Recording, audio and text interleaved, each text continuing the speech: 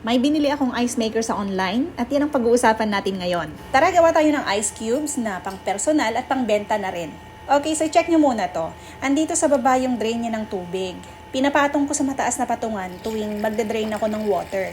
Minsan naman pinapa-absorb ko na lang yung pamunas na ginagamit ko kapag ayoko magbuhat-buhat. Kapag matagal-tagal na ginamit ang machine, kailangan talaga siyang i-cleaning. Yung huling gamit ko, medyo matagal yon, tapos hindi ko nalinisan. So, tamang-tama, may papakita ko sa inyo kung paano to linisan. Ayan, meron siyang basket sa loob, pang salo sa ice cubes. Tapos, may scoop na din siya. Punasan ko muna sa loob at labas kasi may mga langgam na namamasyal dyan minsan. Tapos may mga alikabok din ako nakikita. Wala na rin palang natirang tubig dyan sa loob niyan. Pero kung meron man, tatanggalin ko na lang siya para bagong-bago talaga yung tubig na ipanlilinis ko. So, after punas-punas, isaksak na natin. Maglalagay na ako ng tubig pang cleaning niya. Tap water lang yan. Oo, galing sa gripo lang yung pinanlilinis ko kasi i-drain ko rin naman lahat ng tubig niyan kapag tapos na siyang mag-self-cleaning. Pindutin lang ng 5 seconds ang button na yan, yung may L na nakalagay. Sa baba niyan, may nakalagay na timer/clean. At hintayin lumabas yung 20M sa screen. So hanggat may symbol na ganyan, ibig sabihin kulang pa ng tubig. So magdadagdag tayo. Yung 20M dyan sa screen, meaning 20 minutes siyang magka-cleaning. So ayan, nawala na yung symbol na yon. Okay na yan. Okay, so 1 minuto na lang matatapos na siya. Okay, so tapos na siya. I-drain na natin yung tubig. Pag nagsi-self-cleaning yan, hindi ko na pinupuno ng tubig yung storage niya. Basta pag nawala na yung sign na add water, okay na yon. Okay, close na natin yung drain niya. Tatanggalin ko na yung saksakan niya para maibaba ko na yung machine at makapagsimula na tayong gumawa ng ice. So, ganito ko siya ipinuposisyon, yung malayo-layo sa dingding, walang mga kung anong-anong bagay na katabi, maaliwalas ang paligid niya, tsaka walang haharang sa fan niya. Okay, so maglagay na tayo ng mineral water. Yes, always mineral water po ang ilalagay na tubig panggawa ng ice. So, dito sa water storage niya, merong nakalagay dyan sa loob niyan kung hanggang saan ka pwedeng maglagay ng tubig. Bahala ka na kung gusto mong punuin o hindi, basta wag lalagpas sa level na indicated. Ayan, wait lang, ipapakita ko lang sa inyo. Andito banda yung sign, may nakalagay na full. Ay, oo nga pala, ine-empty ko muna ng tubig bago ko siya isaksak kasi kapag may stock na tubig sa storage niya, after mo siyang isaksak, nalulubog ng tubig dito sa may basket niya. Okay, start na tayo. Pindutin mo lang ng mabilis yung power button na yan at magsisimula na yan.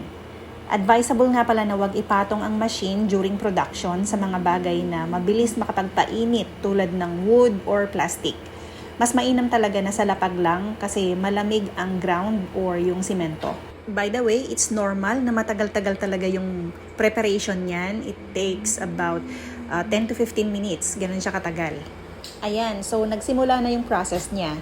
Nagbago na yung screen, may nakalagay ng 14M sa tapat ng timer. Ibig sabihin, 14 minutes yung duration ng production or yung paggawa niya ng yelo. Okay, so may dalawa pang button sa kanan which is plus and minus sign.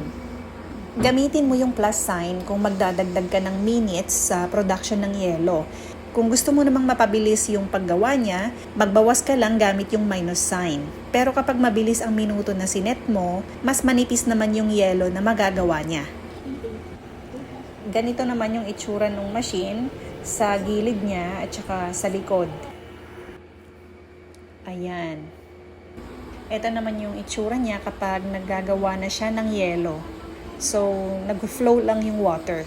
May mga pagkakataon na nagbi-build ng ice sa tube niya, yung kung saan lumalabas yung tubig na dumadaloy dyan. So, natatapalan yung tube. Tapos, maririnig mo, biglang magbabago yung tunog ng compressor niya. I think it's an indication na nahihirapan yung makina. Pag ganon, pindutin mo ng 5 seconds yung power button para mag-harvest mode siya. Para mabaklas yung mga ice na nabuo dyan sa may tube niya na daluyan ng tubig. Kapag natunaw na yung mga unwanted ice na yon, magre-restart na ulit siya mag-produce. At ito naman yung plastic bag na ginagamit ko. 18 by 13 yan, binili ko lang sa Shopee. Ayan, 1 minute na lang siya, mag-harvest na tayo. So, maghihintay lang ulit tayo ng mga 1 minuto para sa pag-harvest niya. So, ayun na nga at nahulog na siya. And let me show you kung anong itsura ng ice. Ayan, so ganyan yung itsura niya. Para siyang bar. Pero nabubuwag naman yan. Madali siyang buwagin. So yung na-harvest ko na yan, ilalagay ko muna siya sa freezer. Parang as far as I know, hindi siya pwedeng iwan dyan sa may basket niya kasi parang hindi niya masustain yung lamig. Kumbaga, nagme-melt din yung ice. So mga 3 beses na produce, saka ko siya tinatali. Ayan, so pwede na nating gamitin or pwede na nating ibenta.